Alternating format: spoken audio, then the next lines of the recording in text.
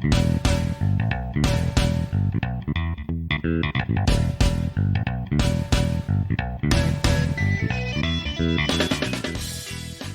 listeners, and welcome to a very unique and momentous episode of The Goods, a film podcast. This is Dan, and I got Brian with me. Hey, Brian. What have you got planned for us here tonight, Dan? So, as we approached our 100th episode, I came up with this idea, and you bought in, and I'm glad you did, because I think this is going to be fun.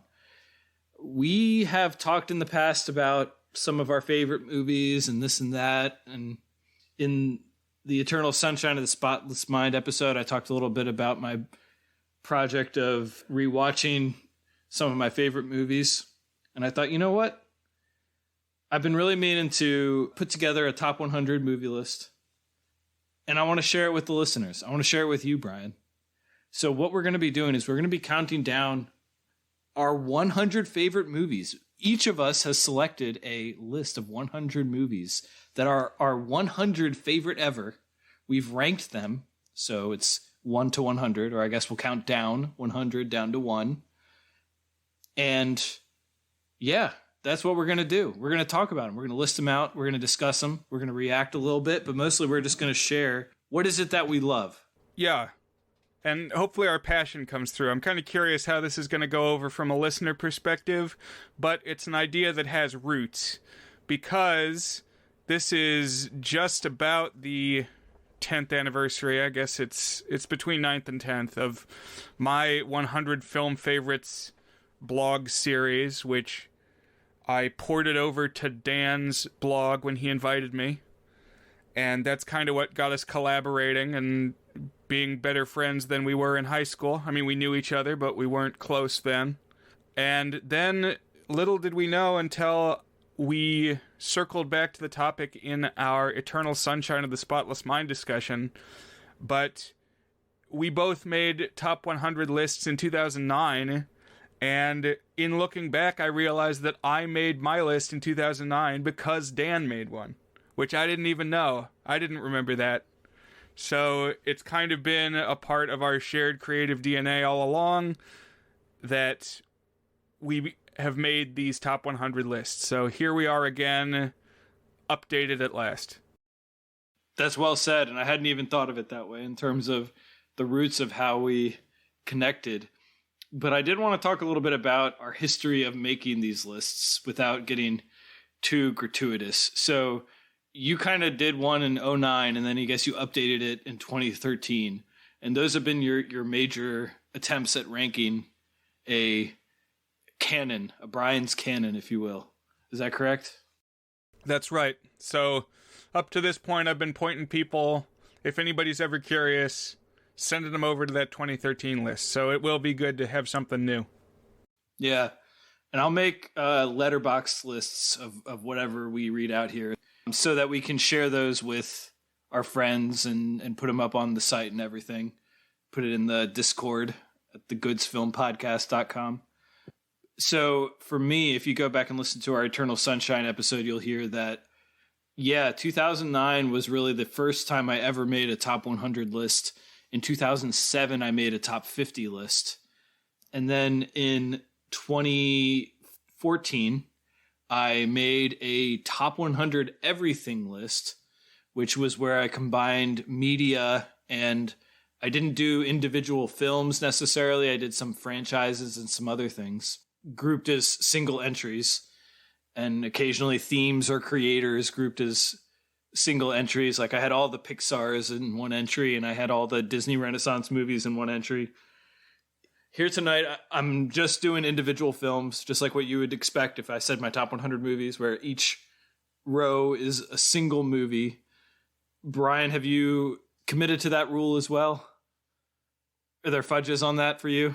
Not so much. I have kept pretty close to that rule. So I think there's one or two short films. There might be a TV special, but each thing gets its own individual entry. There was something I had listed as a tie, and I've designated 2 slots to that. So number 39 and number 40 are a tie, but they take up 2 spots. So I'm not cheating. I'm not cramming in 101 things. Gotcha. Okay. So at first I was going to exclude short films. And then I was like, why? Why exclude short films? I don't know. It seems arbitrary. And so I have included short films, Brian. We've talked off pod that as soon as we make these, we're going to immediately think of things we forgot. Which, when I made my 2013 list, there were immediately, once I finally got to the end, like 12 things I had realized over the course I'd left out. So some of those have made their way in now. So all of mine are feature-length films with 3 short films included in my list. So you can be on the listen for those. I was going to include miniseries too. I decided not to because there's really a fine line between a miniseries and a TV show. And I could go with the letterboxed only rule if it has a letterboxed entry accounts. But I decided it needed to be a single continuous film to be on my list. Was the miniseries Over the Garden Wall? I had it at number 81 in my first draft, yes. Yes. But I assume you didn't count that for yours, Brian? No, I didn't put it on mine. I consider that a TV show, but it's a fine line. I mean, it's like, 99 minutes long or something. Definitely movie length. Right, but it's broken into episodes, It's like, I don't know, Party Down. What if you crammed that out? It's probably, well, that one's probably pretty too long. I mean, it's borderline, but I decided not to include Over the Garden Wall. And yeah, so I came up with a list of 100. But Brian, I got to tell you a couple more criteria and processes. But I want to hear yours, Brian. How did you come up with this list? Did you just spit it all out and organize? All right, well, yeah. I have a couple things I want to cover before we dive in.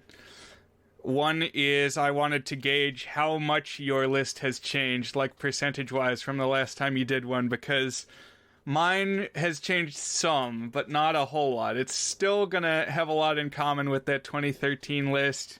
So if people happen to have stumbled across that before, you're going to see a lot you are familiar with. But we've got some new inclusions.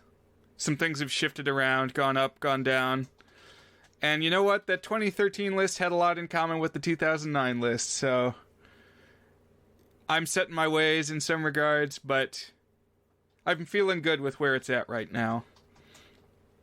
Some factors that went into play. I think I've given preference to originals over sequels. And things tended to rank highly that had very tight scripts. Like if it felt like every part of the script was needed and it was all placed just so, that tended to do well.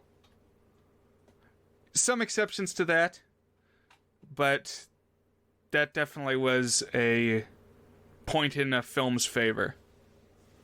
What about you, Dan? How did your new list compare to past efforts, and what were some things affecting whether things moved up or down? So here's how I came up with my list, and I think this will inform how similar or different it is to my past lists. So at the beginning of 2022, I found all of my various ranked lists that I had ever assembled, and I put them into a master list. Every film that appeared in any one of them, of about 250 films, called, in my letterbox list where I assembled them, called Dan's Pre-the Goods Canon. This is a list of everything that I had ranked as a favorite ever prior to the start of the goods.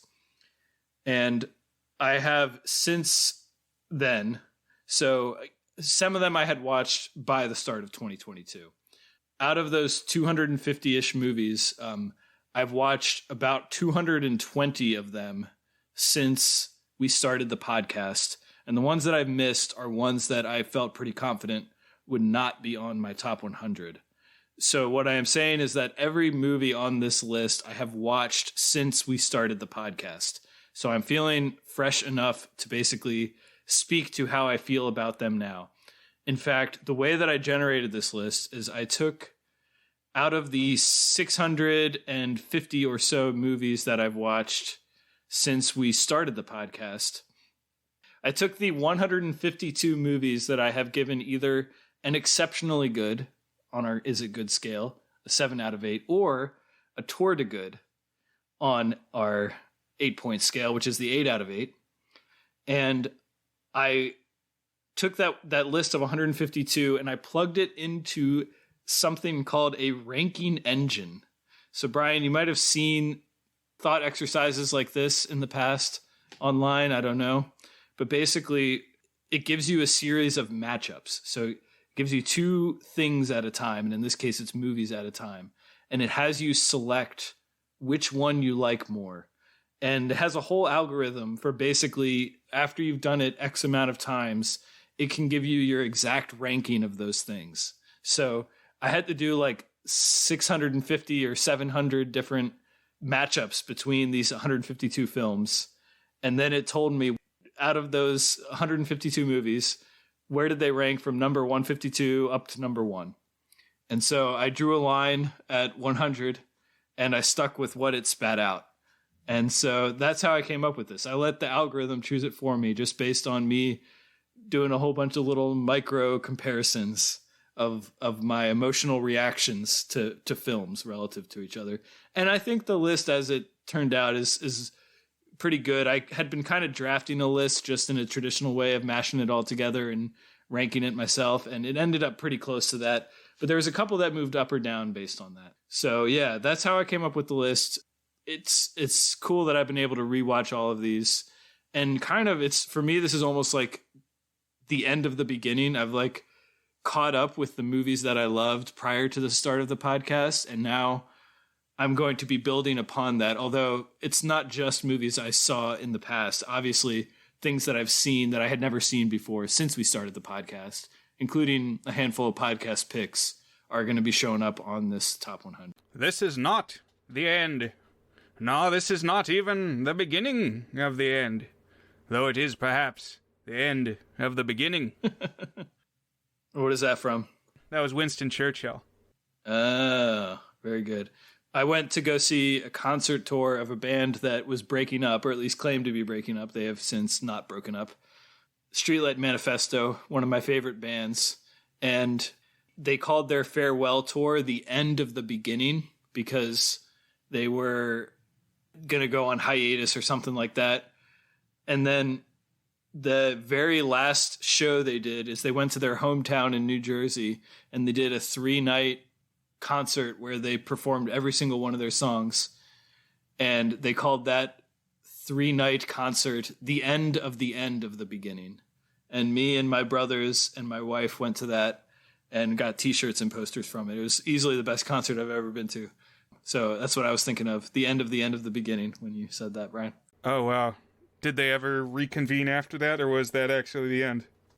No, they did reconvene, and it was kind of cheesy. They did it like very shortly after that. So cheapened it a little bit, but that's all right. I'm glad that they were able to still, I saw them 1 or 2 more times after that. So it was good. All right. Well, that's exciting. I got one more thing to ask you before we start listing things, which is, what sorts of things have you been doing to get hype about this? That's a great question. Because you got to get hype, Dan. Yeah. It's going to sound kind of masturbatory, but I was clicking through my reviews and my Letterboxd entries and looking at the posters. That was all. I mean, just thinking about the movie as I clicked through them. What about you, Brian? I feel like you have a more fully formed thought on this. Well, I have just been playing music from the various soundtracks, which, I mean, a lot of the music that I like to listen to is stuff I've heard in other things anyway. Movies and TV and video games. Breaking Bad. But, yeah, that's how I got where I'm at right now. This level of frequency, just this energy, ready to discuss my favorite movies. Cranking those tunes. One of which is Thneedville, even though the Lorax will not be among the 100. Oh, bummer. That's just what you got to start with. You got to start your playlist with Thneedville. Good morning. Yeah. Awesome. That's good. A couple of these movies have tightly associated songs in my brain. And there was 1 or 2 of them I actually paused to listen to the song when I thought of it. Although I don't think I will be talking about those today. Because our plan is we're going to do this in 2 outings tentatively. We're going to go up through 26. We'll see how we're doing time-wise. Then that would leave 25-1 in our next episode. Let's aim for that, Brian. And then I think what we'll do is alternate giving 5 entries in a row, and then the other can give a very brief reaction. And then we'll do like a sentence or two on what the movie is, why we picked it, as we announce it. Okay, so like we're saying 5, but maybe we say a sentence after each one? Yeah, the other host can then, if they want to, react after the 5, basically. Got it.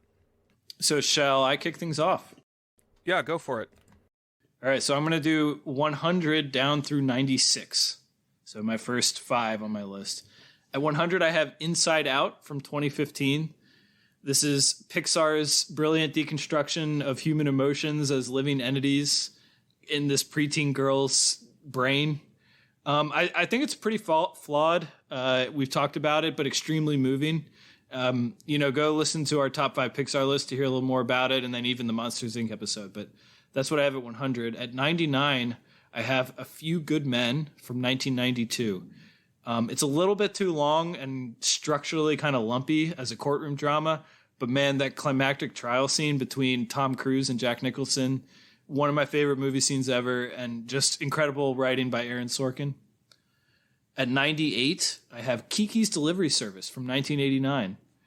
This is just the most inspiring and delightful little pastry of a movie about a young witch. She loses her mojo, kinda, and then she finds it again, of course. Just really inspiring, lovely. It's not Studio Ghibli's best movie by a long shot, but it is one of my favorites of theirs to watch. At 97, I have Pinocchio from 1940. Not the terrible Zemeckis remake, for the love of God, but this is one of the most gorgeous pieces of animation ever. Great story, too. Scary and intense and just good story. At number 96, I have Once Upon a Time in the West from 1968. So I'll say Westerns really aren't my jam. This one is pretty much a masterpiece of the genre, though. And its opening scene is one of the greatest, period, that I've ever seen. It's the shootout on a train tracks. And the rest of the movie is pretty solid, too. But it definitely peaks in that opening scene. So that's 100 through 96 for me, Brian. Strong selections, Dan. When you mentioned A Few Good Men, I remembered one that I forgot to put on my list. And A Few Good Men is up there for me. Not quite top 100, but I really like that one. Sharp writing by Aaron Sorkin. Good performances from Tom Cruise and Jack Nicholson. And I got to check out the Western one you mentioned. Did you say Once Upon a Time in the West? Yeah. Yeah, I've never seen that one before. So I took a whole class in college on Western film, and we didn't watch that one. So I got to check it out. Nice. Yeah, it's a great one. So can I go? Yep, go for it. All right, so first 5. At number 100, I have Scrooge from 1970. It's one of many Christmas Carol adaptations we've covered here on the podcast. It's the one that prompted our marathon considerations. And it's got some good melancholy tunes by Anthony Newley and Leslie Bricusse, who also gave us Dr. Dolittle and Willy Wonka and the Chocolate Factory. At number 99, Fantastic Planet from 1973. This is a surreal animated movie. We talked about it about a month ago when we were covering older animated films. And there's just really nothing like it. It's super strange. And I watched it 9 years old, and it has never quite left my brain. Number 98 is The Odyssey, the TV movie on NBC from 1997. It kickstarted a whole series of these literary adaptation miniseries that they would air in the spring over like 2 nights in 2-hour chunks. It's very epic, probably the best adaptation of the story, but it is quite long. 97, Oh Brother, Where Art Thou, from the Coen brothers. Good performances from the likes of George Clooney It's kind of a twisted take on also the Odyssey. It takes place in the 30s, and it's got a great soundtrack. Number 96 is 12 Angry Men. Maybe the best movie to ever take place in one room, and almost in real time. That one is from 1957. Great picks. I've been meaning to take a deep dive on the Coens, and Oh Brother, Where Art Thou? I think I saw one time, and I just really need to catch up with that and a lot of the Coens, because I really like their filmmaking. I mean, everyone I've seen is one that I love. So pretty much, I think The Lady Killers is the only one of theirs I've seen that I would not put very, very highly in a pantheon of sorts. At 95 for me, I have Casino Royale from 2006, which is my favorite James Bond movie. It also came out at exactly the right age for me. I was 17 or 18, which is like perfect for James Bond. But I actually think this one really is great. It's got a good emotional core, awesome parkour action. I love the poker scene. A lot of people say it drags. I think it's perfect. Just a really fun movie. And, it made me actually care about James Bond, which is something. So 94, I have Knights of Cabiria from 1957. So this is a dramedy by Federico Fellini, who is one of the Italian masters of cinema. And it follows a prostitute named Cabiria as she wanders around Rome, which is one of my favorite cities. She's trying to find love and trying to find her place in the cosmos. It's a little bit on the episodic side as far as a film goes. It's just kind of a bunch of little vignettes almost. But each of those little episodes is really great. And it's got a final shot that's one for the ages. It's just a masterpiece of capturing complicated, conflicting emotions in these kind of broad images and small gestures that I don't really want to spoil it, but it's a great final shot. At 93, I have Halloween from 1978. This one, I wasn't quite sure where to place because I simultaneously appreciate it more, but also kind of resent it somewhat for all of the lesser sequels that it spawned, and I subsequently binged. But pretty unquestionably a terrific and borderline perfect construction for a thriller, just tremendously made by John Carpenter.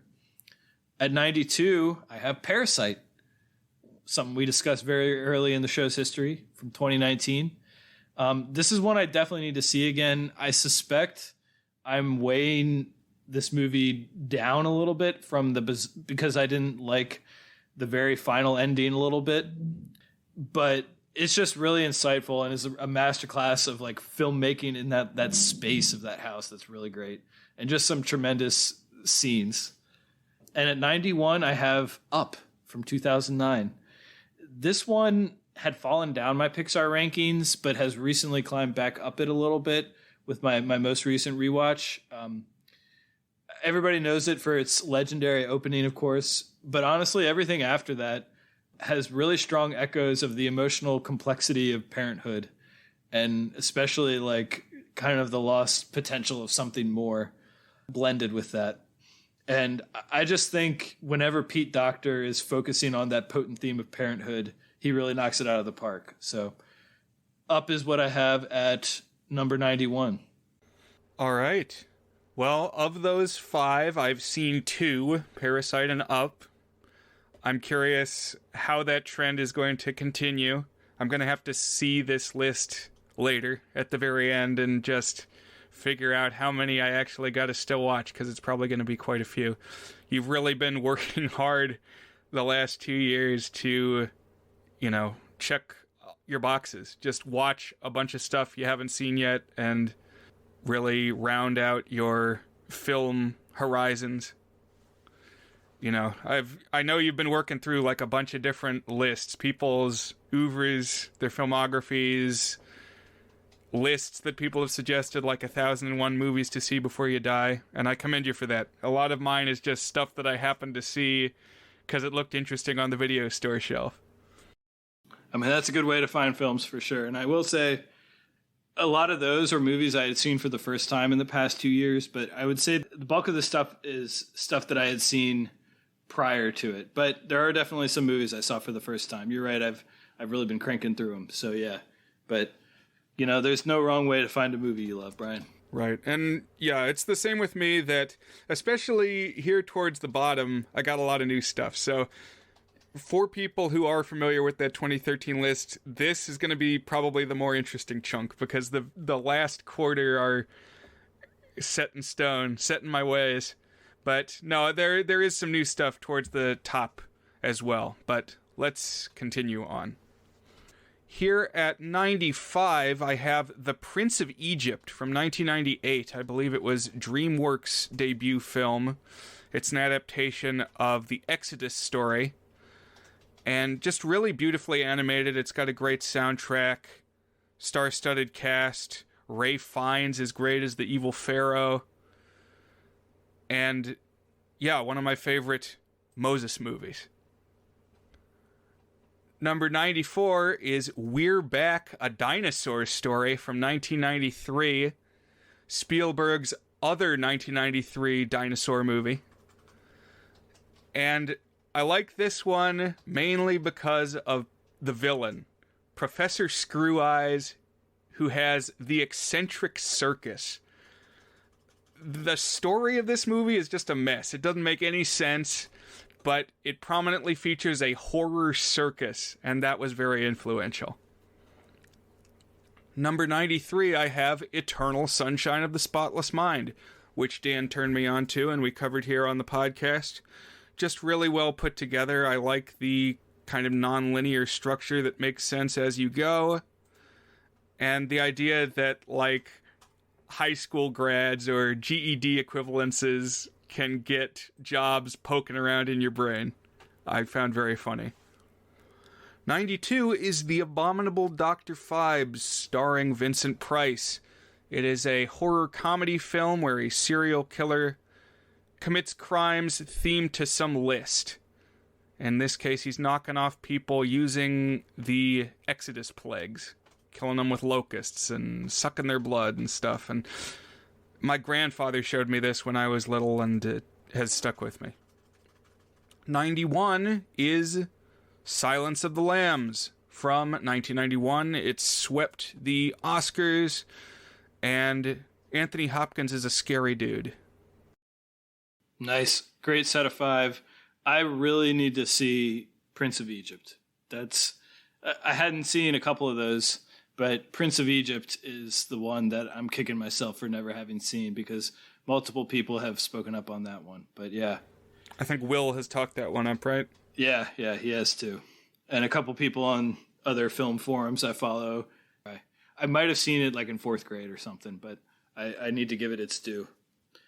All right, at number 90, I have the 2007 comedy Knocked Up.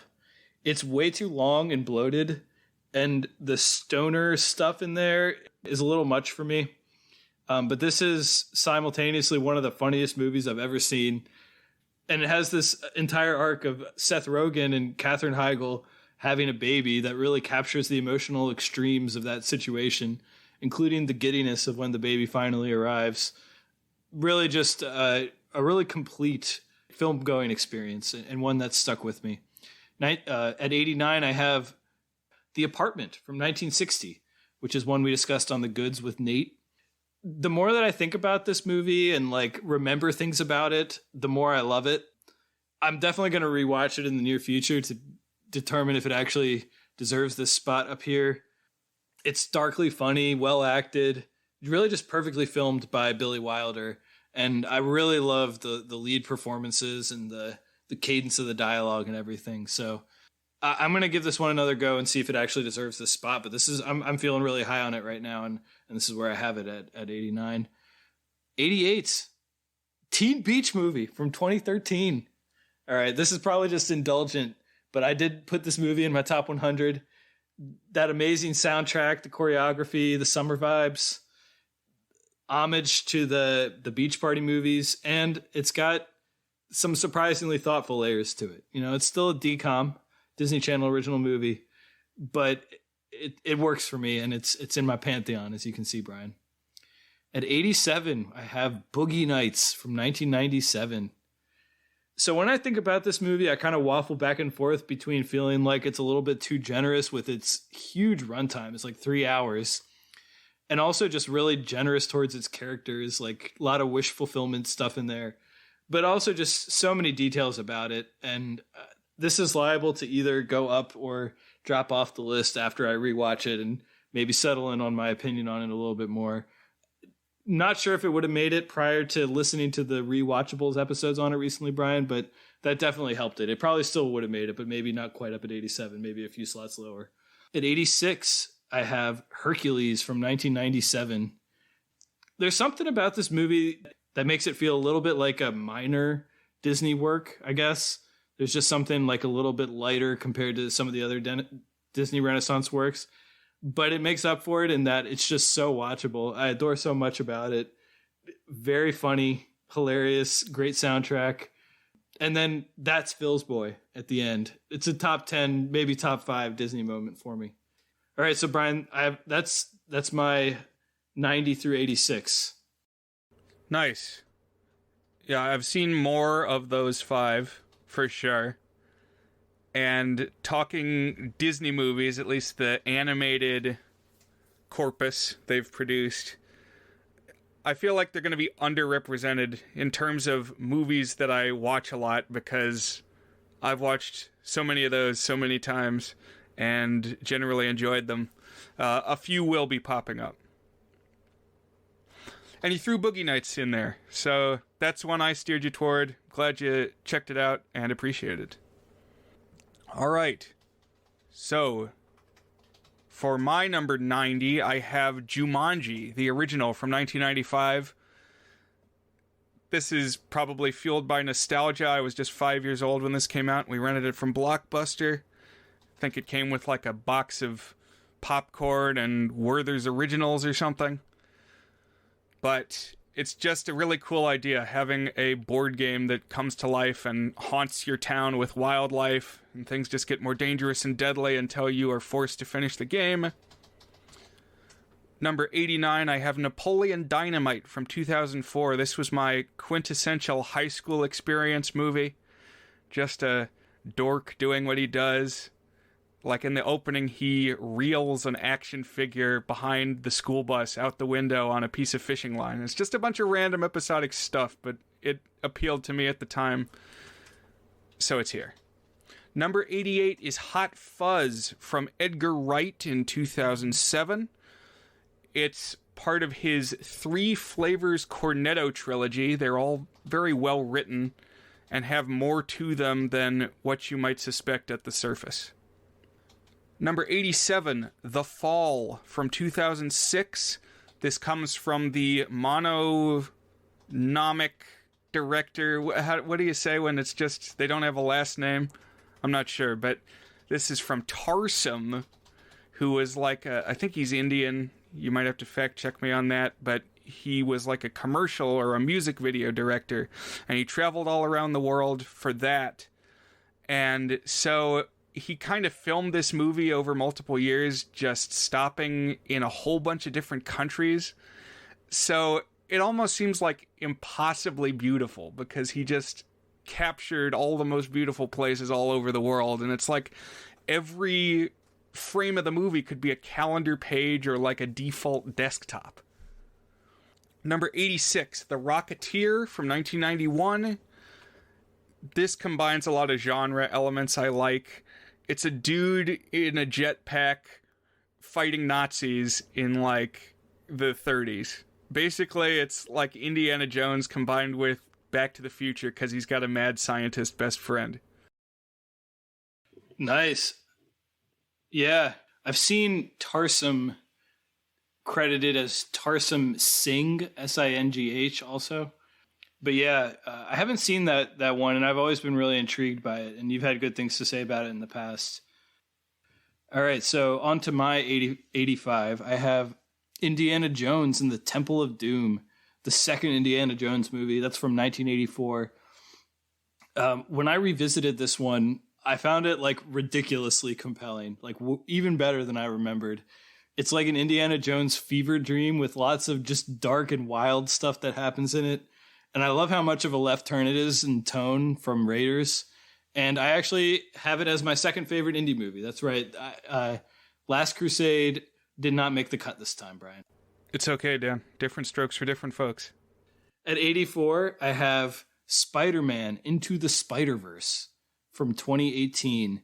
So I really like the filmmakers Lord and Miller, who they have this kind of brand of hyperactive postmodern comedy. And you might know them from another movie I'm going to list here in a minute, and I suspect at least one that Brian's going to list. They also did the 21 Jump Street movies, 22 Jump Street. But Into the Spider-Verse takes that brand of comedy and fits it into a piece of astonishing animation and superhero adventure. It's on the hair of being too manic with too many ideas, but it's just so damn fun and watchable and really does something special with the art of animation. At 83, I have a short film, How the Grinch Stole Christmas from 1966. This is Chuck Jones. He's, of course, one of the all-time great American animators. And his animation is amazing and colorful here. Lots of bright colors. And I just love the zesty comedy and the kind of fun set pieces of the Grinch doing all his Grinchy things. And I just love that it's got a big warm heart at the end. And I definitely contend that You're a Mean One, Mr. Grinch is one of the great songs ever made for film. At 82, I have Harry Potter and the Prisoner of Azkaban from 2004, which is my favorite Harry Potter movie, and the one of the series that feels the most like a capital F film, probably because it was made by the best filmmaker out of any of the bunch who ever made a Potter film, which is Alfonso Cuarón, I think is how you pronounce it. I don't actually know. Gavin will get me on that one probably. Brian, I know you're a little bit less wild about the predestination time travel shenanigans, but for me, I've always loved this story and loved that aspect of it. I think it makes for an amazing final act with tons of narrative and emotional payoff. At 81, I have The Spectacular Now from 2013, which is one of the great teen dramas of our life, Brian. Two great performances at the core of it. Miles Teller in particular shining here. And it just kind of shows him as this really unique character who's kind of this spiraling alcoholic teen who also has this really warm heart. And I think it's just a great story with great character development that hits all of its notes in memorable and loving ways. So that's what I have at 85 to 81, Brian. Cool. I haven't seen Spectacular Now. I might have to check that one out. And I didn't even know that Spider-Verse was Lord and Miller, so I got to see that now. Yeah, I have not seen that one either, so. But I think its success directly led to them recruiting all the other live-action Spider guys to appear in No Way Home. I think it's all part and parcel. Yeah. Like, I think that has led to the several multiverse movies that came after. Yeah, I think there's something there. It's hot reception on that. For me, 85 is Seven from 1995. It's another themed serial killer movie by David Fincher. And it's got, like, very cool, gruesome production design. A lot of gnarly ideas. Things only half shown sometimes to, you create the horror in your own imagination. Number 84 is Parasite. As we go, you're going to see more and more overlap, I think, from 2019. This was a Bong Joon-ho film we covered, I think, in episode 4 or something of the podcast.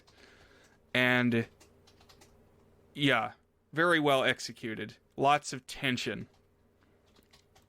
Number 83 is Hook from 1991, one of Steven Spielberg's undersung films, but I enjoy it. The central conceit is what if Peter Pan grew up? It's got Robin Williams in the starring role, and I honestly think this is one of John Williams' best scores. It's up there with Star Wars and Indiana Jones and Jurassic Park. Like, put on Flight to Neverland if you haven't heard it. Then, at number 82, I have Holes from 2003, the adaptation of the Lewis Sacker book. 3 non-linear timelines converge as the narrative unfolds. So it's quite complex for a children's book and a children's movie, but satisfying. And at number 81, I have M by Fritz Lang, 1931, Dawn of the Silent Era.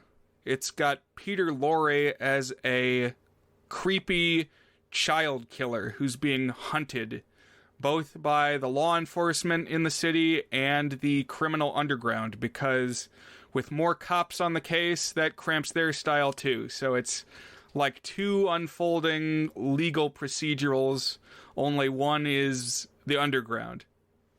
So those are my picks. Yeah, M is definitely one I'm going to catch up with. It's on the 1001 films list that I'm slowly going through. I think you called it the dawn of the silent era, but wasn't 31 when the silent era was winding down?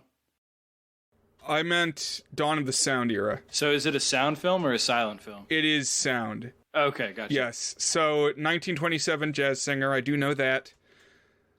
And it took a little while for sound to take hold. I did mean dawn of the sound era, so thank you for catching that, Dan. Gotcha. All right, at number 80, I have Before Sunrise from 1995, which is one of Richard Linklater's defining works, one of my favorite directors. Amazing chemistry between Ethan Hawke and Julie Delpy. The premise is we follow them on a night together without too much structure, just they're kind of talking about whatever's on their mind, but it's got really palpable romantic chemistry, like one of the great film couples that I root for. And the first in a trilogy. At 79, I have The Lion King from 1994. So I've been in some long debate threads online about this one. Based on what I've seen, it seems to have fallen a little bit out of favor, at least among some cinephiles, which is surprising to me because it definitely is not for me. I still think it's one of Disney's best ever. Brilliant animation, love the colors, incredible music, huge production values. Just the works. You know, I said Hercules feels kind of minor. Lion King doesn't feel minor. It feels major. It feels huge. I do think Simba's a little bit of a dull protagonist, and some of the narrative mechanics in the third act are debatable. It's like, I don't know, we don't have to dig into it too much here, but I think there are things that you can either call plot holes or just the nature of the type of story it's trying to tell. But I love The Lion King. That's 79 for me. 78, I have Drinking Buddies, which is a movie from 2013. And this is probably my all-time favorite mumblecore film. It's by Joe Swanberg, who we talked about in Happy Christmas. It's got an amazing, just blistering cast chemistry between the 4 leads. Jake Johnson and Olivia Wilde are kind of the 2 main leads. And really great treatment of casual alcoholism in the craft beer scene, which really struck a chord with me because that's something I've thought a lot about. And it's just got that signature bittersweet sort of floating feeling that mumblecore has. And to me, kind of perfects that feeling. At 77, I have The Wizard of Oz from 1939. I don't think this needs any introduction, but I will say I found that it's a little more bizarre and scary than I recalled when I caught up with it recently. And of course, those colors, man, they'll just make your heart melt. Love the Technicolor. And at 76, I have, the Coen Brothers, The Big Lebowski from 1998. Great blend of a stoner comedy and a hard-boiled detective mystery where every scene is just like its own little mini masterpiece in micro. The script is insanely good on this one. The story doesn't really go anywhere, which I think may have been why it flopped when it came out, but I totally get why it's got a huge cult that's grown around it. I think it's awesome. So that's what I have at 76, Brian. I like it. As I said, we're going to see some overlap as we go forward. Certain things, I can tell are Dan movies, like probably the Joe Swanberg thing. But, I'm very familiar with The Lion King, several of those others. And I guess I should have talked about it in the last batch, but No Harry Potter movies on my list. I'm definitely a big fan of the books, and I thought they did a pretty good job with the film series, but didn't quite crack my roster. At number 80, I have Do the Right Thing from Spike Lee in 1989. I think it should have won Best Picture that year. I watched it for a class on the films of Spike Lee, and it was the one that left me saying, wow, at the end. It takes place over a single day, the hottest day of the year, and it's almost expressionistic. All the walls are painted red, and things just build to a violent head as the day proceeds. Very tense. Number 79, very different tone with Elmo Saves Christmas. The PBS television film from Christmas of 1996. This is a pretty creative film. I like how dark it dares to get, because Elmo wishes for it to be Christmas every day, and society collapses. Just Western civilization grinds to a halt because nobody can work on Christmas, apparently. Which, of course, is not really the case, but is a good, funny way to depict it, and I just like the adults grimly saying, "It's Christmas forever." Number 78, I have Ernest Saves Christmas. I thought I had to put these two together. That's a 1988 film, and it has Ernest P. Worrell helping Santa Claus pass on the mantle to a new person. Because it's one of several works in which somebody becomes Santa for a while, and then you gotta find a replacement. Number 77 is Ken Burns' The Civil War. I guess this is a miniseries. I said I didn't have any, but I do. And this one is a whopper, because it's about 10 hours long. But, man, it was a trendsetter. They still call panning and scanning over photographs the Ken Burns effect, and it's because of this special. And at number 76, I have Atlantis, The Lost Empire, one of the lesser-known Disney animated features, but it's got a cool diesel punk aesthetic, lots of mechanical sea monsters and things. Michael J. Fox stars, and it's a better follow-up to the Indiana Jones trilogy than the fourth Indiana Jones film. At the very least, so. I get that one and Treasure Planet mixed up. I think I've seen Treasure Planet fairly recently. I think before we started the podcast, but not long before. But I don't know if I've ever seen Atlantis. And I definitely want to talk Elmo Saves Christmas at some point. I watched it with my daughters one time, and I want to get I want to do a full debrief of it with you at some point, Brian. So. At number 75, I have Brick from 2006, which is something we talked about on the pod. This is another one I'm desperate to revisit to see if my fondness stands up to that revisit.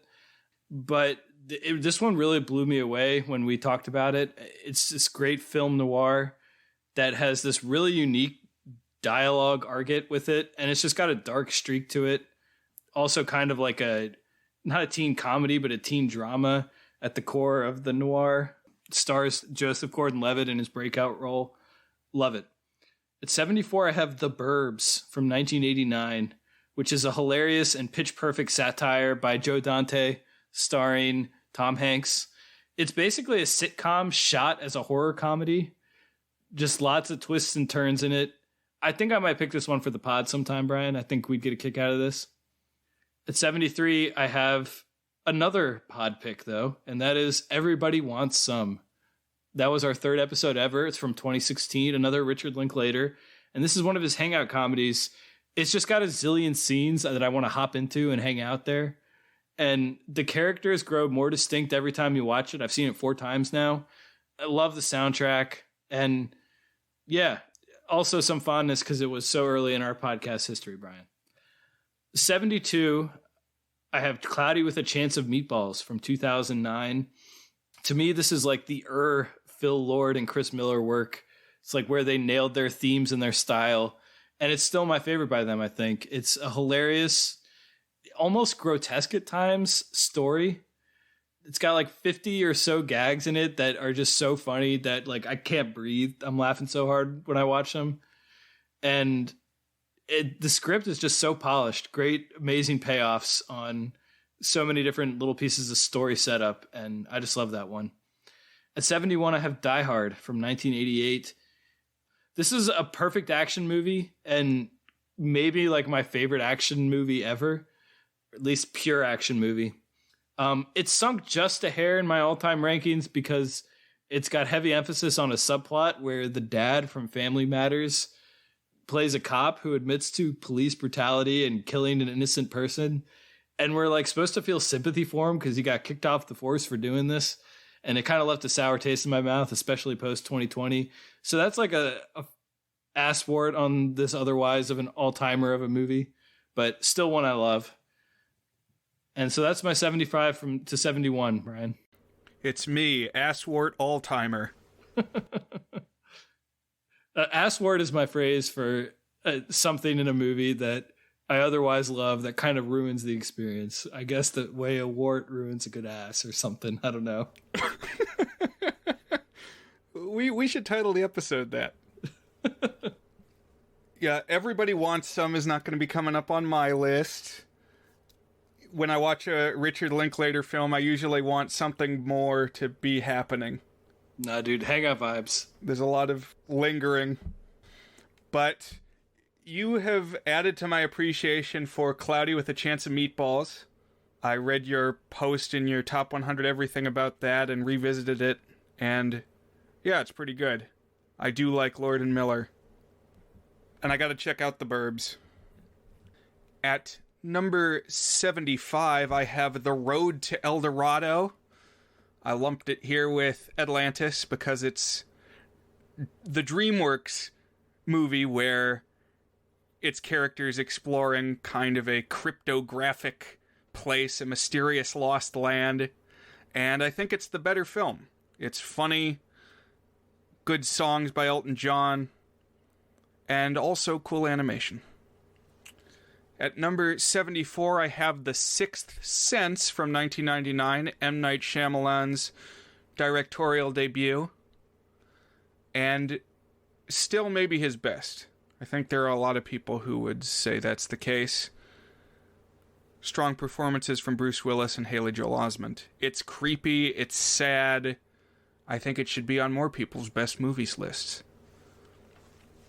At number 73, Beauty and the Beast. Here standing in for a few Disney Renaissance choices.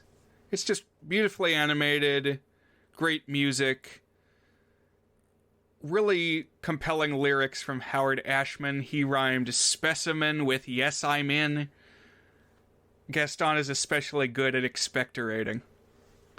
He eats a shit ton of eggs, too.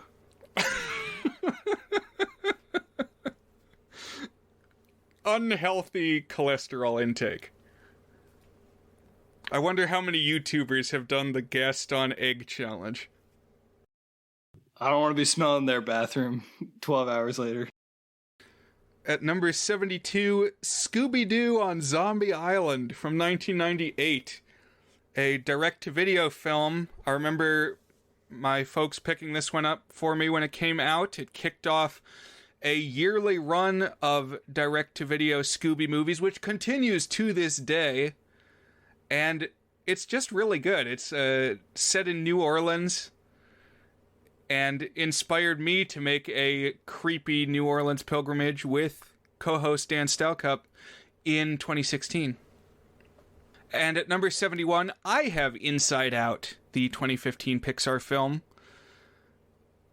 This is my favorite recent Pixar. I mean, 2015 is already 7 years ago at this point, but I really dig the world of this film. It almost seems like a Wonderful World of Disney installment from like the 1960s. Just abstract concepts rendered in vibrant colors. I told Brian over the weekend I went to a children's museum with my two daughters and my wife, and we went to their special exhibit that was Inside Out themed. It had a giant bing bong, and it had this thing where you could write memories on pieces of paper and it would light up balls, just like the memories in the Inside Out. And it was really nifty. There was a pretty good production value on it. And it was like all branded and stuff. So Disney must have had a hand in it. And it was pretty great. At number 70, I have The Usual Suspects from 1996. It's kind of hard to talk about this one and why I love it without flat out spoiling it. So I'll just say that I find long stretches of it aggressively mediocre in the moment and fascinating metafictional thought exercises in retrospect. And you should go watch it if you haven't seen it before. At 69, I have Spirited Away from 2001. Which is one of Studio Ghibli's masterpieces of animation. One where I admire it slightly more than I love it, although I do love and admire it quite a bit. So I guess it's kind of a wash in that regard. It's just this terrifically dreamy story of a girl who enters the spirit world. And in some ways, it's a metaphor about finding your identity as you become a young adult. But it's also just kind of about nothing except battling weird spirit monsters in a bathhouse. So... love Spirited Away. At 68, I have Little Miss Sunshine from 2006, which is an incredible comedy that was also like really formative to me. It was one of my first forays into indie films and art films. I guess you can call it an art film. I don't know. I guess I just mean films that you would watch at Cinema Arts Theater rather than at Regal. But I found this one really holds up. Amazing cast. And so many of these lines are just seared into my brain because I watched this movie so much when I was 18 and 19 and 20. Go hug mom is a line I think about a lot when I see somebody upset. It's a sign that Paul Dano holds up at one point. At 67, I have Spider-Man from 2002. One of the best superhero movies, period. It laid out the comic book movie template and tone that's still being followed today. And I don't think it's been topped as an origin story, Brian. Special shout out to Willem Dafoe in this one, who might be the best comic book movie villain ever. Up there with Heath Ledger. I think they're 1 and 2, or 1A and 1B. I'm going to butt in and just appreciate the weird way you pronounce Spider-Man. It's like that Andrew Garfield clip where he says, just one guy, just one Spider-Man. The way I just saw it written out as Spider-Man, like it always strikes me it has the hyphen, at least in the Raimi ones. I don't know if they do that with the new MCU ones, but with the Raimi ones, it's the dash in the middle. So I always read it with that cadence in my head. But at number 66, I have the most recent movie on this list, which is Shithouse from 2020. If you count this one as mumblecore, I guess it tops Drinking Buddies. It's kind of post-mumblecore, similar style inspired by mumblecore, but it's the story of this magical night wandering campus between two college kids, directed and starring Cooper Raiff, who's this young filmmaker who I really like. And then we follow the kind of brutal romantic hangover afterwards. And I also like that it's like one of the only movies I've ever seen that really captured how I felt about college at the start of it. And honestly, I would probably have this even higher because it really struck a chord with me, but it's got a really dumb last 5 minutes that bring it down some. But yeah, that's my 70 to 66, Brian. I like it. I'm maybe kicking myself a little bit for leaving the Spider-Mans off my list. Spider-Man 2 is something that was up pretty high on my 2009 list, and then I dropped it from my 2013 list, and I'm not really sure why. I think I need to rewatch it before I officially give it a slot, but definitely I enjoy the first two Sam Raimi Spider-Man films. And Usual Suspects, definitely a good one too. I watched that after your recommendation, and yeah, I won't spoil, but it's got a great ending. At number 70, I have Indiana Jones and the Temple of Doom. It's my third ranked indie film. I mean, it's got a lot of cool, memorable scenes. Eating monkey brains, being in the pit full of bugs, the mine cart chase, all sorts of things. Really memorable adventure film. At number 69, I have The Cabin in the Woods from 2012. We talked about it just recently. interesting postmodern, you said, take on why we love horror movies. And it just ends with a cataclysmic monster mash for the ages. Number 68, I have Doctor Strangelove, or How I Learned to Stop Caring and Love the Bomb. The quintessential Cold War film, all about mutually assured destruction. I know this is after the Cuban Missile Crisis, because this was 1964, but I feel like it was really this movie that showed the world the insane place that society had gotten to and brought people back from the brink. Maybe that was the Cuban Missile Crisis, but I think this movie played its part. Number 67, Chicago from 2002. I've brought it for discussion here on the podcast. Really dig the editing, the way that the story kind of exists in two worlds that are intercut, and just an embarrassment of riches in the cast. And at number 66, I have Little Shop of Horrors, not The Little Shop of Horrors. This is the musical adaptation from 1986, one of Ashman and Menken's early team-ups that put them on the map and had Disney knocking on their door. It's a grim but funny, bloody musical. Very nice. I like we had some goods picks in there. And in fact, I'm going to pull a connection because my number 65 is Monsters, Inc., which was the one we paired with Cabin in the Woods. So only a couple away from your ranking of Cabin in the Woods. This is one that's grown with me as I've gotten older and become a parent. You can go listen to our recent episode to hear a few more thoughts on Monsters, Inc. At 64, I have a movie that didn't know exactly where to slide up and down, but this is where the algorithm told me it should be, and that is The Prestige from 2006, which is an incredible puzzle story of competing magicians. It's also secretly kind of Christopher Nolan's reflection on the personal cost of creating great things that entertain and engage and endure.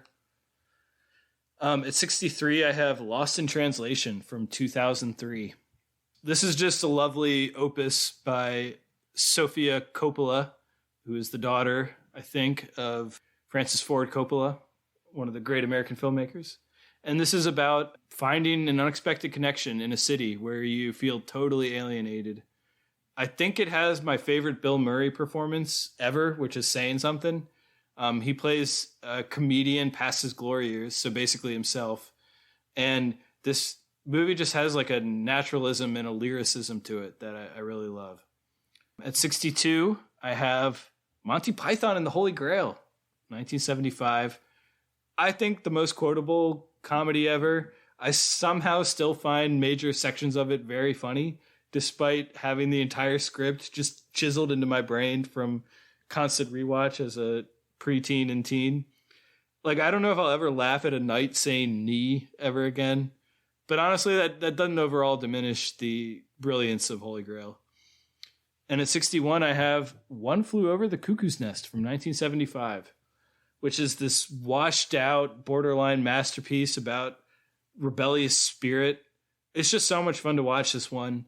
I used to have this one higher, but I found when I revisited it that it's kind of harder for me to buy into McMurphy's, which is Jack Nicholson's, vision of a free-spirited rebellion, mostly because it just boils down to debauchery, hooking up with prostitutes and drinking a lot. But overall, the spirit of this one really gets you, and it's a great one. So that's what I have at 65 through 61, Brian. Some good choices here, Dan. And some that we'll be seeing again on my list.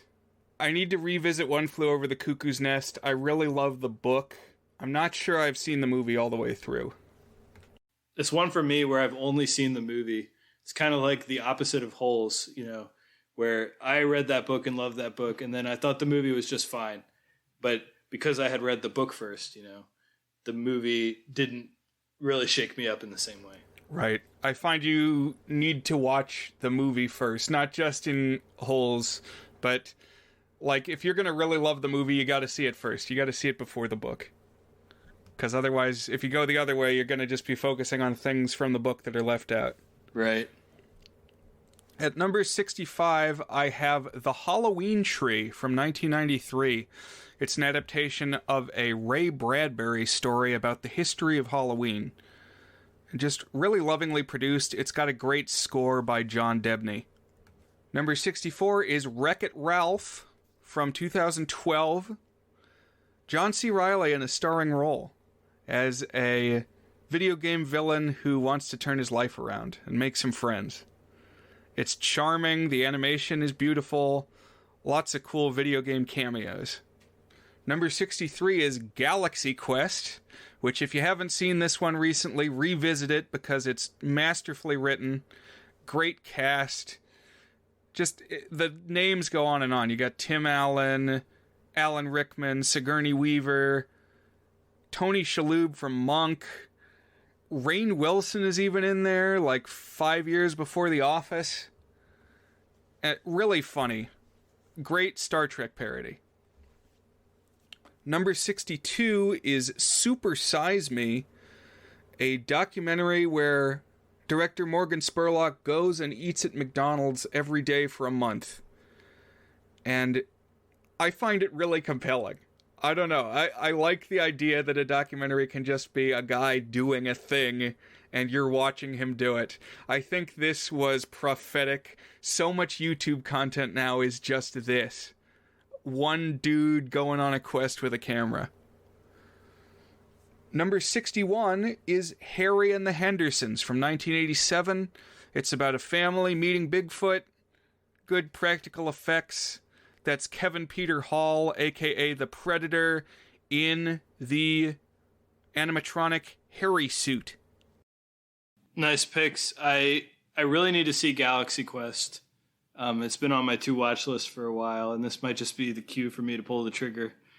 And then I love your insight about Super Size Me basically predicting the video essay on YouTube. I think that's a great insight, because you got a good point, I think. And this is just like a higher budget prototype of that. At number 60, I have La La Land from 2016. That's a goods pick. We had a really good discussion on it, so go find our episode on it if you want to hear more about La La Land.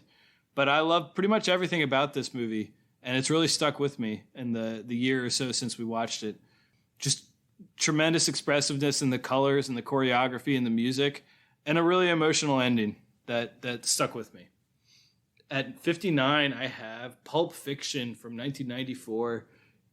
Pulp Fiction, it's one of the great influential films, and it was really formative on me.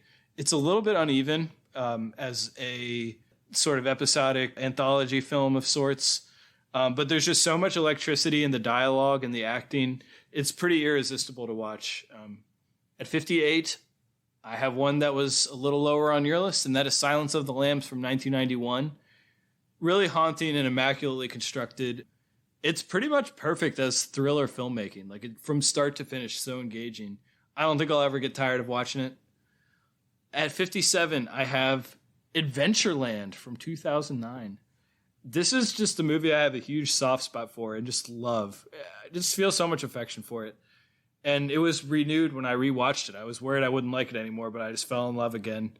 In fact, even better than I remembered, I think. It follows Jesse Eisenberg as a college grad in the 80s who's stuck working at a theme park for the summer, and he's got to hang out with Martin Starr and Kristen Stewart for the summer.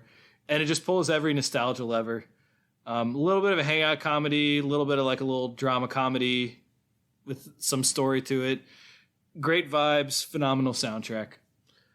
At 56, I have The Muppet Christmas Carol from 1992. Yet another movie we've talked about on the goods, but this has become a Christmas standard for me. Easily my favorite Christmas Carol, I think. And just love the music of it. It's really got the perfect tone, blending the comedy, but with the serious telling of the Dickens story with a great turn by Michael Caine as Scrooge. One of my go-to holiday movies. So yeah, those are my 60 to 56, Brian. Okay. Man, I left La La Land off my list. We're probably past the point that it would slot in at, but it does deserve a spot. I wasn't thinking. but I'm glad you mentioned it. And I don't have Pulp Fiction on my list, but we will see some Tarantino ere we are done here. Adventureland I don't know too much about, other than there was an independent theme park in my neck of the woods growing up called Adventureland.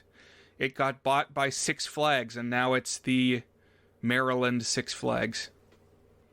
At number 60, I have the animated Charlotte's Web from Hanna-Barbera in 1973. I think it's a great adaptation of the story. It looks like Hanna-Barbera animation of the era, but I quite like it. It's got songs by the Sherman Brothers, and it's touching. Number 59 is Darby O'Gill and the Little People from 1959. It has Sean Connery in maybe his first leading role, and he sings. And this movie has some great forced perspective special effects. It's got full-size humans interacting with pint-sized leprechauns, and it looks really good. Just breathtaking special effects for the time, lots of matte paintings, and a great movie of the period. Disney magic. Number 58, I remembered in the spur of the moment to pencil in My Cousin Vinny with Joe Pesci, Fred Gwynne. Just a really smart, funny script, and it's tight, as I said. Number 57 is The Goonies, a 1985 film about down-on-their-luck kids deciding to go on a treasure hunt, venturing through the caves of Oregon. This was Astoria, Oregon, a place that I would visit every summer growing up, and cool to have a film associated with that locale.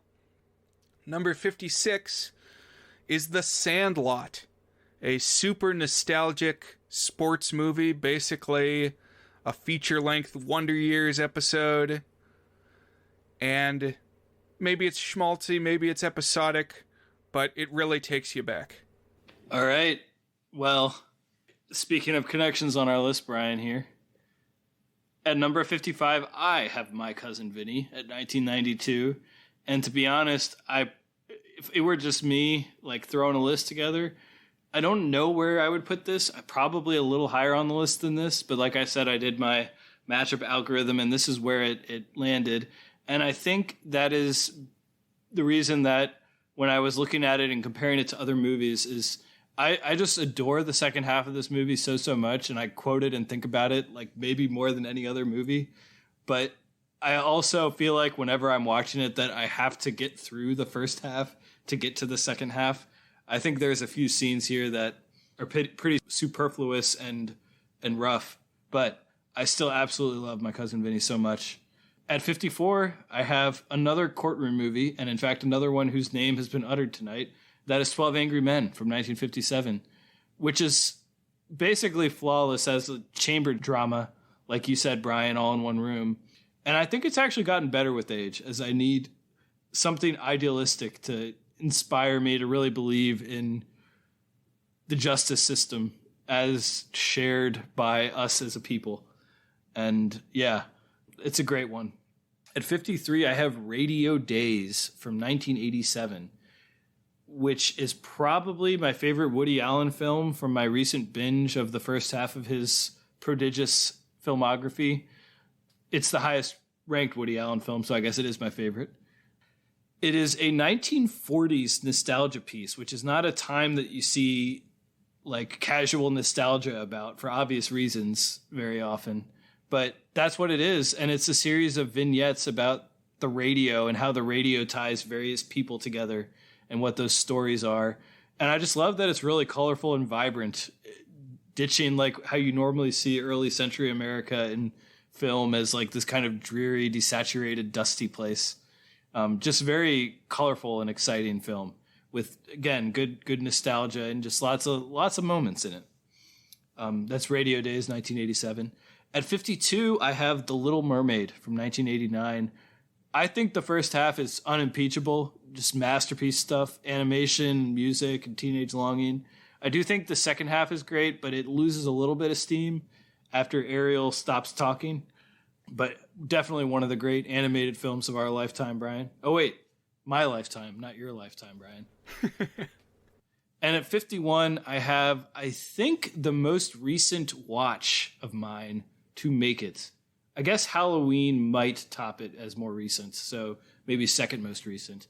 That is The Lighthouse from 2019, which immediately vaulted up pretty high here in my top 100, obviously. It's some of my favorite camera work that I've ever seen, this incredible black and white cinematography. And it captures this descent to madness in it. Robert Pattinson and Willem Dafoe are basically the only cast members, so it's kind of a chamber drama of sorts. And Dafoe's performance in particular, it's already on my list of my favorites ever. Just an absolutely mind-blowing performance with him, with this guttural pirate voice, seaman voice. I love it so much. Awesome. I've definitely got to see The Lighthouse. I haven't yet. Teddy from Buzzed on Movies and his girlfriend went as the lighthouse keepers for Halloween, and that alone was enough to pique my interest. So, oh, nice. Got to check that one off. And The Little Mermaid is one that, for whatever reason, I watched all the time as a kid. It's definitely like top 3 of the Disney movies that I would just always have in the VCR. And you know, then I kind of forgot about it for a while, and then a couple years back they did that like live broadcast stage show, and my brother said that he had never seen it, and I was like, oh man, it's great. And I think probably another revision it would bump into the top 100, because I do quite like that one. And actually, my brother met Jodie Benson when she came to Disney World one day. So oh, nice. He has first-hand Ariel experience. All right. So for my list, number 55 is National Treasure from 2004, starring Nicolas Cage. It's another one that is a better Indiana Jones 4 than Indiana Jones 4. It's got a bunch of historical conspiracies at work. You know, Illuminati mixed with the Freemasons and all kinds of things. Like, all the treasures throughout history have somehow been condensed, and George Washington and Benjamin Franklin knew about them, and they're hidden under places that you went on your 5th grade field trip. But I like it. I am looking forward to National Treasure 3 if it ever happens. Number 54 is Shrek 2 from 2004. I think it only improves on the original. I mean, Shrek 1 is great as well. But what really brings this one home for me is the powerhouse musical number, Jennifer Saunders singing I Need a Hero, Holding Out for a Hero. Number 53, I have The Wizard of Oz. It stands the test of time unbelievably well, thanks to that Technicolor all the way back in 1939. Some unforgettable images here. And as Dan mentioned, it's scary. I was scared of this one as a kid. Number 52 is Fiddler on the Roof, an epic-length musical about the persecution of the Jewish people in 1905 in Russia. And it just is a slice of life of a place and a time that you probably don't know a whole lot about. You know, it's the Russian Revolution that didn't work out. It's not the... I mean, Lenin was there, but he, you know, got kicked out of the country and bummed around for a while before he came back around and made it work. It just makes you empathize with these people who aren't having a very successful go of it. Number 51 is How the Grinch Stole Christmas, another one you've heard about already here tonight. Great songs, great storytelling. They slang their slew slunkas. They bang their gardinkas. Noise, noise, noise, noise. Masterfully read by Boris Karloff. Great quote there. All right, Brian, we made it through 50. We're halfway there. And I gotta say, on the Discord, we were talking a little bit about the notion of tiers in ranking and like grouping. And I do feel like we kind of hit a line right around 51 for me, where my top 50, I just feel massive feelings towards. Not to say that I don't for 100 through 51, but something special here at a turning point. And I will say at number 50, I have a movie that I first saw when it came out and somehow has only gone up over time. And that is Superbad from 2007. I think it might be the funniest film of my lifetime. And somehow I was tempted to put it even higher, but again, the algorithm spoke. It's on the sophomoric side, of course, but I just think Jonah Hill and Michael Cera are so good in their one epic night together, and the script is just full of gems. At 49, I have American Graffiti. This is one that I have really convinced myself I liked even more than I did in the moment. It might be a full-blown masterpiece. We talked about it on The Goods. Just a perfect summation of the end of an American era, and also, in general, end of adolescence. Incredible filmmaking by director George Lucas before Star Wars, and the single best rock soundtrack. At 48, I have Goodfellas, which is one of the, as far as I'm concerned, few perfect crime epics that I've ever seen. It's so rich, full of incredible performances and filmmaking. It's almost daunting to watch just how much good stuff there is in it. Like, I need to prepare myself to watch it. It's not just something I throw on. A little bit on kind of the swaggering side with like romanticizing the gangsters and their gangster life, which is kind of the point, and it does get deconstructed, but definitely decadent in that regard. At 47, I have the first 8 that either of us gave to any movie on The Goods. That's House from 1977. And this is one that has not diminished in my esteem since I saw it a couple years ago, October 2020, I think it was. In fact, I recently wrote an article for this site with someone I met on Twitter where I picked this as my favorite horror movie. It was at least a unique one for me to write about. I don't know. We'll see if it actually fits that bill when we get to the end here. But I just love its escalating insanity and visual creativity. At 46, we have a movie that you might expect to be a little higher based on how I've talked about it. But I don't think any of the movies that are higher on the list than this should have been placed above. So I feel pretty good about it. That's Forgetting Sarah Marshall from 2008. We've talked about it a lot on the pod recently because it was an episode. And then we talked about it on our 100th episode spectacular just a week ago. But I think this was, again, the hardest I've ever laughed in a movie theater. And I just love its setting and the Dracula puppet musical and all the performances and great characters. One of my favorite comedies. So that's what I have now that we've cracked the top 50, Brian. Great. I have seen all 5 of those movies that you mentioned. Hey. And American Graffiti and Goodfellas, I think, are just about worthy of making it into my top 100. They're very close. They might make it in if I revamp. Superbad, not on my list. I think it's quite crass, which is maybe part of the point. But I know you love those all-in-one-night movies. I do. 2 of them right there. And, I enjoyed Forgetting Sarah Marshall a lot when we covered that on the pod. For my number 50, I have Night of the Living Dead from George Romero, 1968. The movie that spawned the modern zombie genre. It's scary. It holds up. The independent black and white style really works for it. Then 49 through 47, I have the original Star Wars trilogy. Great movies. I hold them all at about the same point, same level of goodness. But the way I've got them ranked today, I have it in the order, well, I just say it. 49, Return of the Jedi. 48, Empire Strikes Back. 47, Star Wars, aka A New Hope.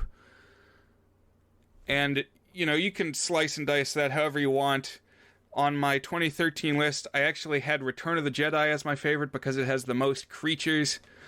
But I did recently rewatch these and just found it so dumb that they're exploding a Death Star again. Like, why would the Empire even try a Death Star again? They knew that it didn't work the first time. Come up with something else. But this one's better, Brian. I still love all the creatures, though. I love Ewoks. And all the stuff at Jabba's palace. But I think, as I said, I'm going to favor originals in this regard, so that's where I've got them. And number 46, I have Pirates of the Caribbean, The Curse of the Black Pearl from 2003. Maybe a lot of this is nostalgia. I loved seeing it in the theaters when I was 13. It's better than a movie based on a theme park ride has any right to be. And Johnny Depp was a known quantity before this, but he really exploded onto the scene when this came out. It's not the last time you'll hear Star Wars mentioned, I'll say. And Pirates of the Caribbean is one that I love and didn't make my top 100, but is one I have a lot of fondness for. I think I have it at a very good, so it wasn't on my short list of top 100 candidates, but is a great one for sure. At number 45, I have In the Mood for Love from 2000. Again, a good selection. Just a visually decadent masterpiece filmed with tender longing. Great film by Wong Kar-wai. It's really stuck with me since we watched it and talked about it with Will. I just love the way that it showed emotions in just these little gestures of these terrific actors. And it's just an impeccably made film. At number 44, I have Toy Story 2 from 1999. It comes close to matching and in some ways improving on the original by expanding the scope and the emotional breadth and like the literary content, I guess, of the Toy Story premise. Just really deepens it all. A couple of dumb things in it that have bothered me when I've watched it a bajillion times, but still a masterpiece toward a good for me. When Somebody Loved Me is probably the moment you can pinpoint that Pixar entered its peak phase, its imperial phase. 43, I have The Godfather from 1972, and which there's pretty much nothing to say about at this point. I mean, you know, it's near the top of any populist-driven list making of the greatest films ever. And I think it deserves its reputation as one of the greatest films ever. It's the other great canonized crime epic on my list, along with Goodfellas. At 42, I have The Iron Giant from 1999, Brad Bird's first masterpiece of animation. And it really showed him handling much more serious themes with really bittersweet emotions to it than any other kids movie I'd seen at the time. And even still today, I think. Just a terrific one. 41, I'm just going to say it, Jurassic Park, 1993. I'm guessing you, Brian, and probably most people expected this one to be a bit higher on my list, as it has been in past lists. I've cooled off just a little bit on this one since the last time I watched it.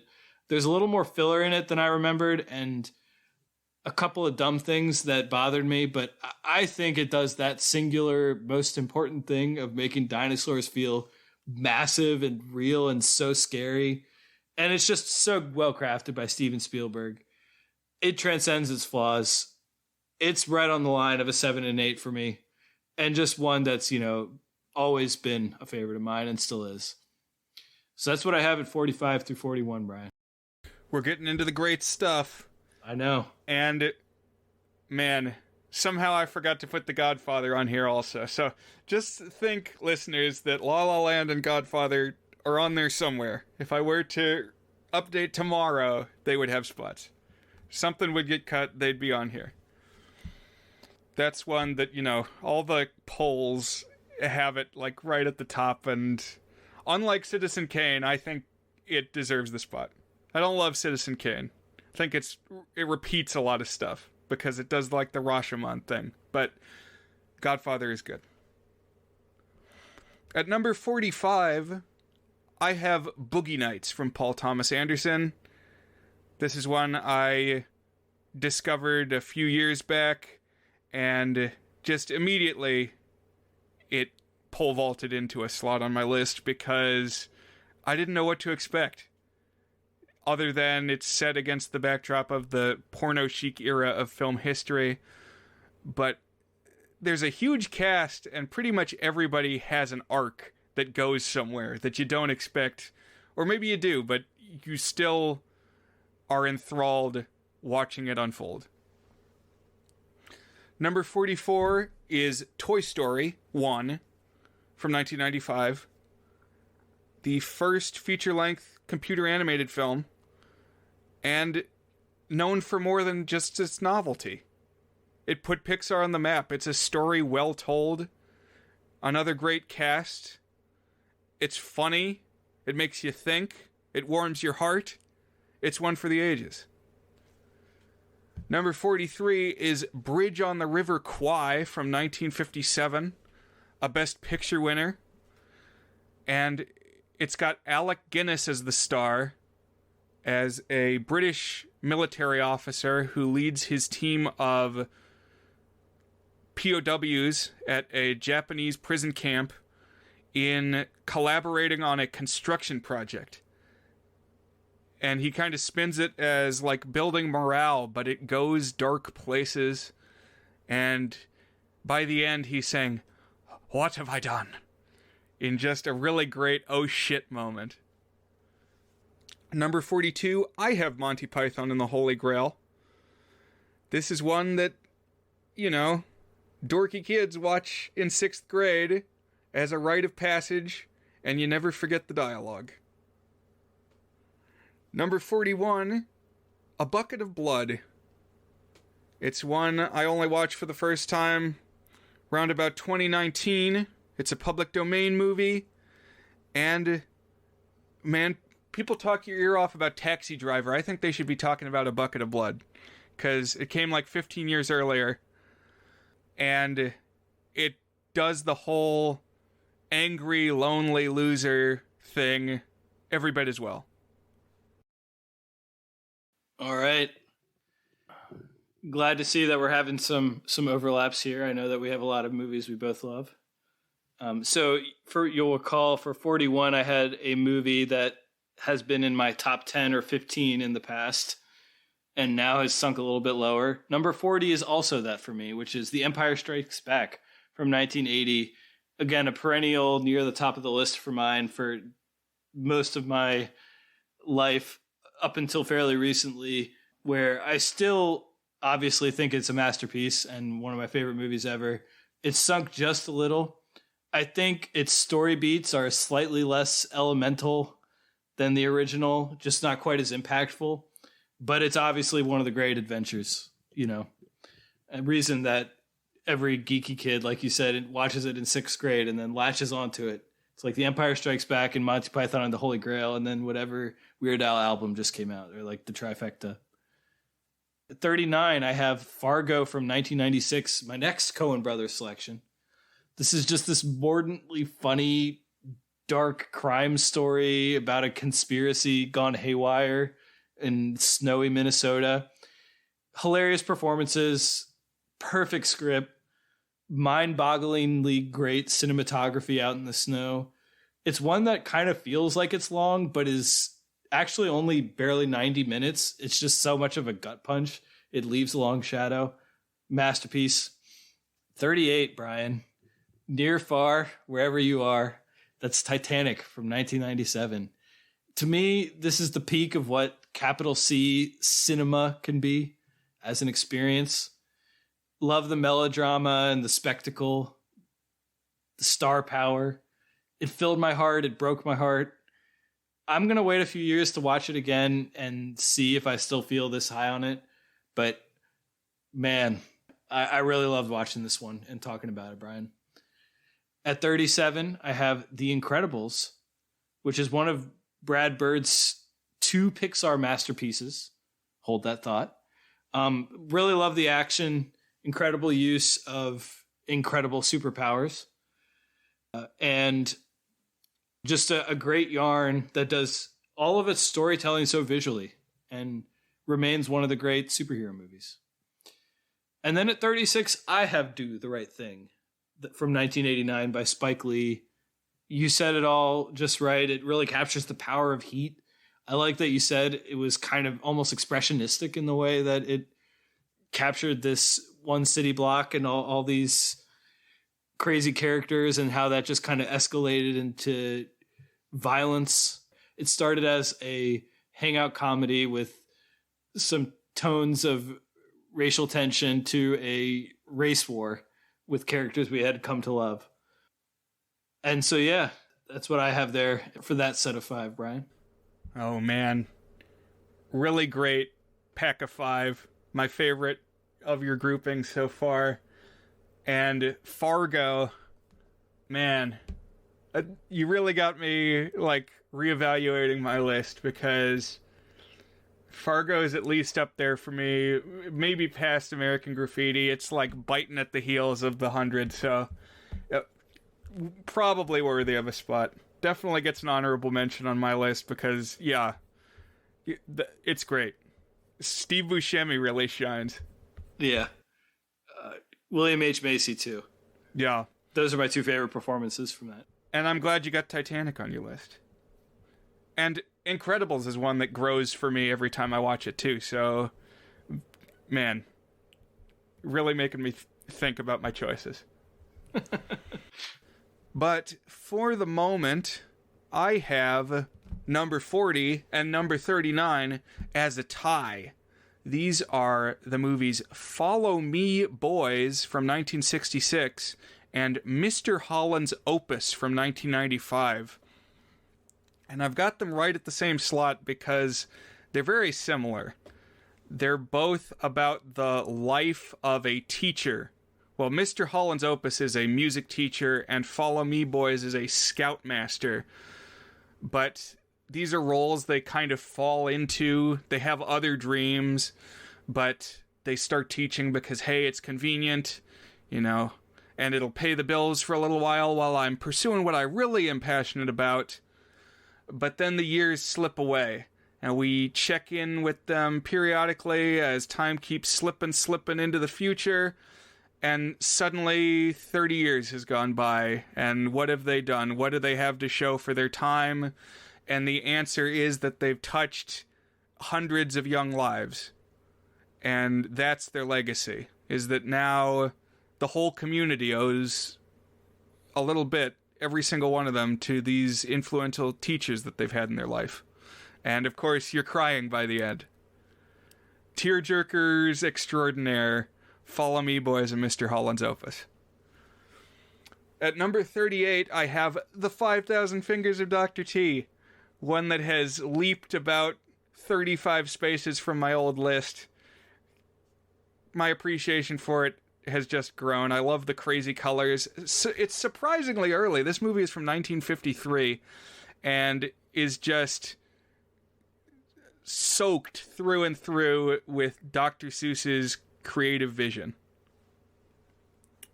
At number 37, I have The 10 Commandments, an epic from Cecil B. DeMille in 1956. And this is one of a couple on my list that just gets better every time I watch it.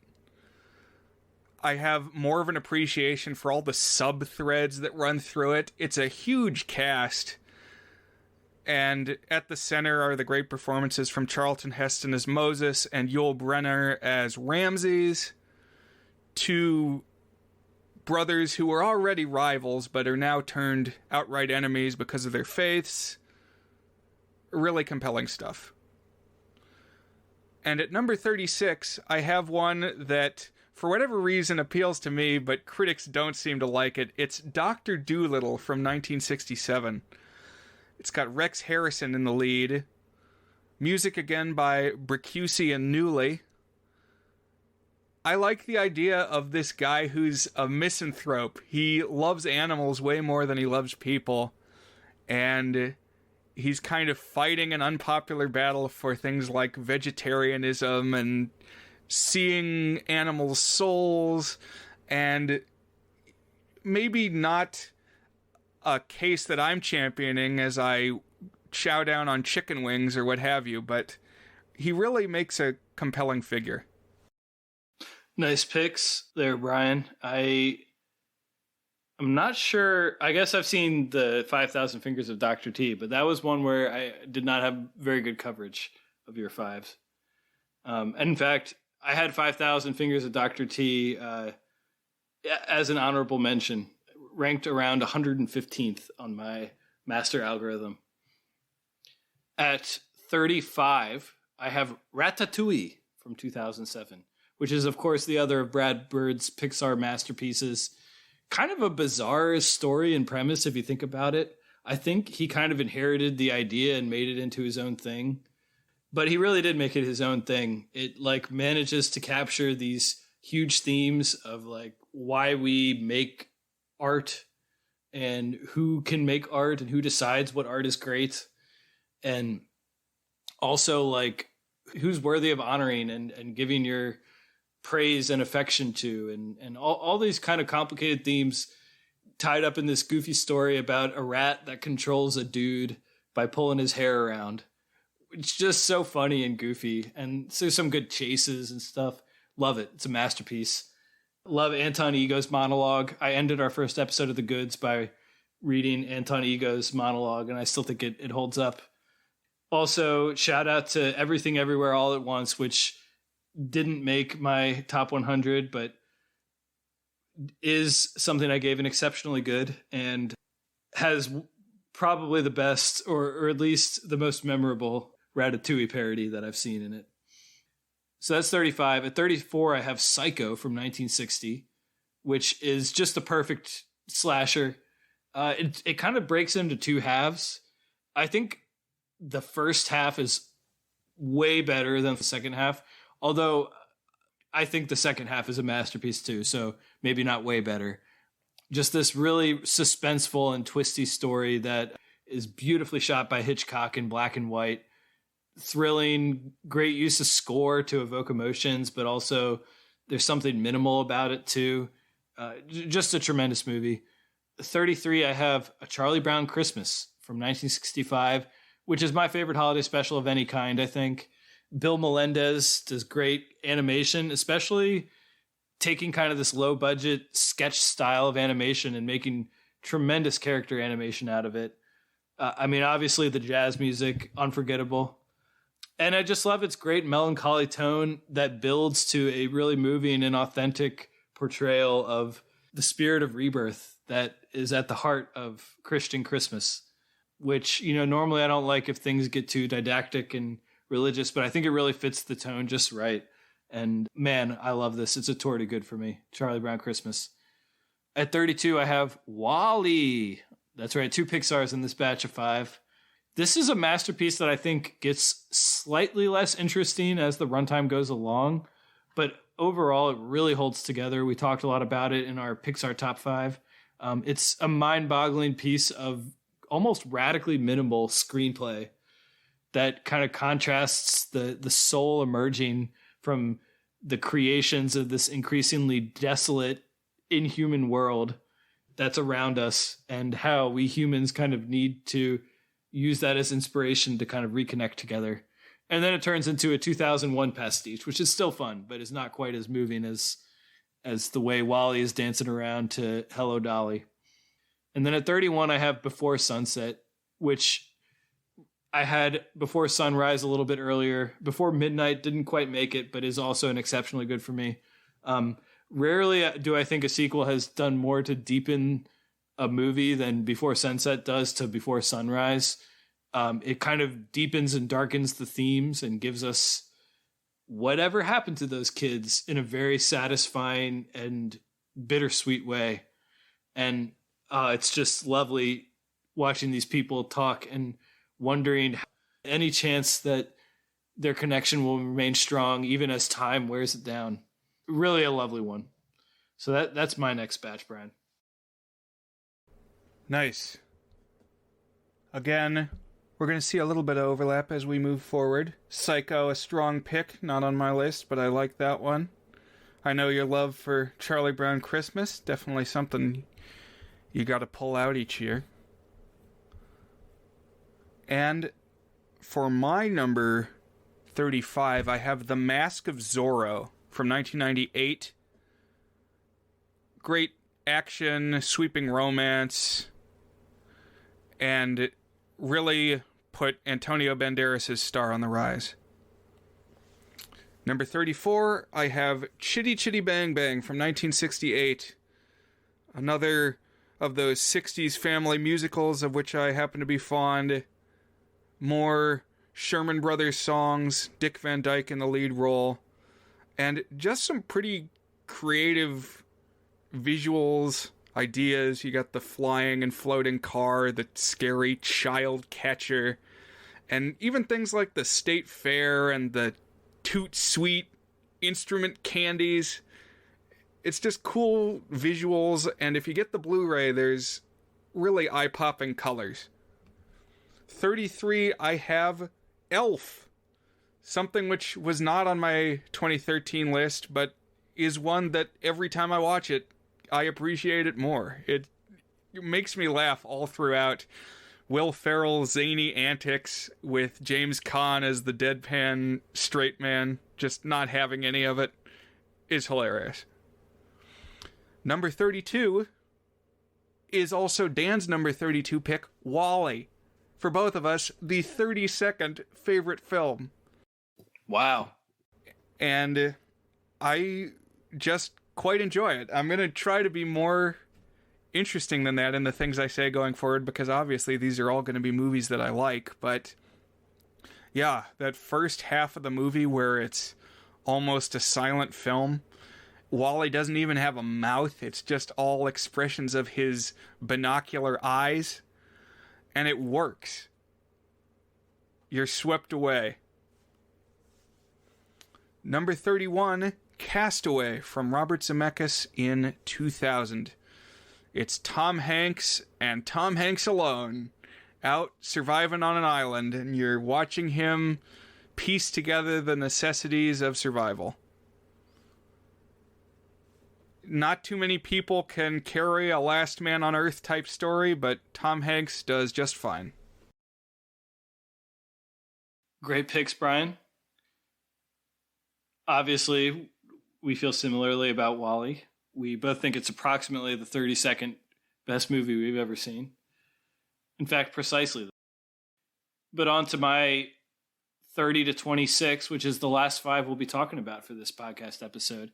At number 30, I have a member of our 16 club, and that is Groundhog Day from 1993, which, as you all know, invented the time loop premise and storytelling format, but really just perfected it too. I love it for that time loop storytelling, but even more so, I love it for the way that it uses that structure to really dig at what makes us human and the way that we experience the world. It's a really thoughtful masterpiece. I still think the rom-com elements are a little underwhelming, but I like everything else about it. At 29, I have Gates of Heaven, which is my goofy documentary that I like weird documentaries about weird things, like your Super Size Me, Brian. This one just really blows me away, though, because it's got the funny element, but it's really thoughtful, too. It's about a pet cemetery, and, you're dealing with death, your companionship. The people who run it are like these poetic figures of have they achieved the dream, or are they losers who haven't achieved the dream? And that Errol Morris, the documentarian, really thinks that they're both, that they're fascinating and admirable, but also kind of pathetic. And it's just like Mark Twain-esque dialogue. Like, you would find it in a great piece of literature, how funny and riveting and ironic some of the monologues we get in here are. Definitely got to see this one if you haven't, Brian. At 28, I have The Truman Show from 1998, which is a great high concept that's perfectly executed and manages to be richly literary in addition to just being a good yarn about a dude who lives in a TV show. I mean, it's obviously great satire and a great story, too. At 27, I have Amadeus from 1983. Now, loyal listeners will know that I strongly dislike biopics in general. Don't like musical biopics very much. This is the exception.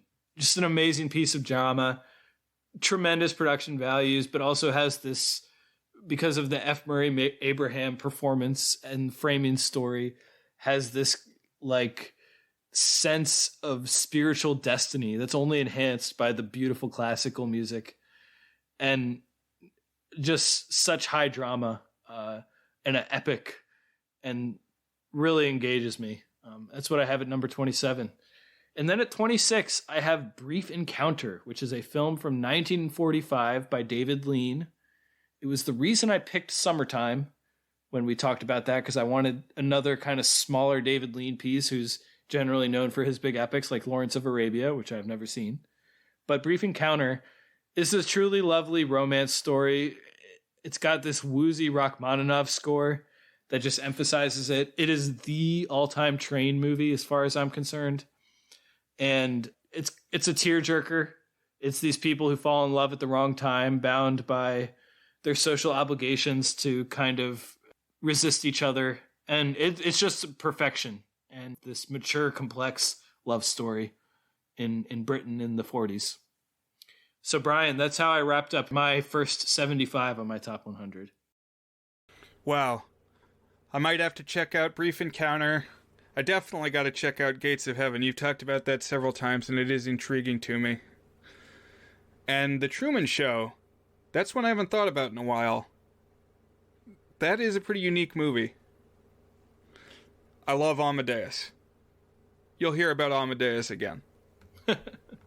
At number 30, I have a musical biopic. It's Walk Hard, the Dewey Cox story. We've brought it into discussion several times. It got its own dedicated episode not too long ago. John C. Reilly is a musical talent. Genuinely a good singer. And lots of creative faculties went into this movie. More than I think they needed to just do a biopic parody. Like, great songwriting here.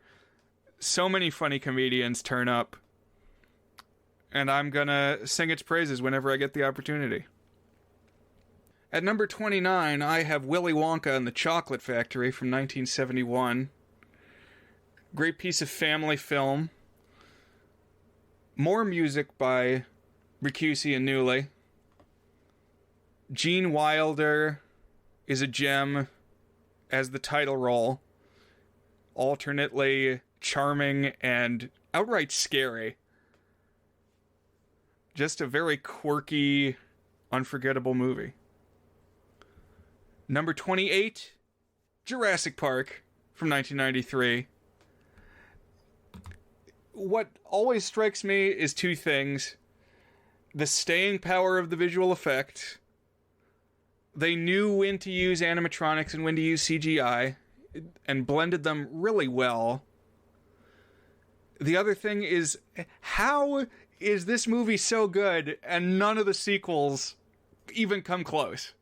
It boggles my mind. It seems like it wouldn't be that hard, but they've never made another one as good, and they keep trying. Then 27 and 26, I have the Back to the Future sequels.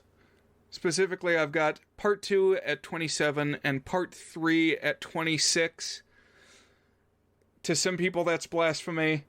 I like the third because it takes you to a distinctive time period. It takes you to the Wild West, whereas Part 2, so much of it is just reliving the first movie. And they do it in cool and interesting ways. They really wrestle with the nature of paradoxes and how they work in this world, and branching universes and all of that. So it's definitely cerebral. But yeah, I like the cowboys in Part 3. So that's how I wrap out the first 3/4 of our discussion. Lots of good stuff in here, Brian. Obviously. By definition, lots of good stuff in here. I'm really excited to see where we go for the top 25. I have a couple of ones you may or may not be expecting, and some ones you're expecting. And I assume the same is true for you too, Brian. Yes, same to you. Things that I know you're waiting for. Yeah, and I think some overlap, and I think some not overlap too. So this was really fun. I had a lot of fun putting this together and a lot of fun sharing it. I don't know how if it's going to be fun to listen to, but if you did listen to it and you made it this far, you didn't just click on the letterbox list to see it. Thank you, listeners. I appreciate that. Share us your top X movies list, top 100, whatever. A lot of people do top 250s if they're really cinephiles. Maybe someday I'll be able to do that. I don't know. Top 100 is good for me right now, and I'm feeling good about this list, Brian. I'm feeling good about your list, too. You got some doozies on there. Yeah, but as I said, room for improvement. We're going to see more movies, we're going to think new things, and we're going to evaluate. But thank you for listening to what we had to say, listeners. Hope you join us again for the big reveal of the top 25.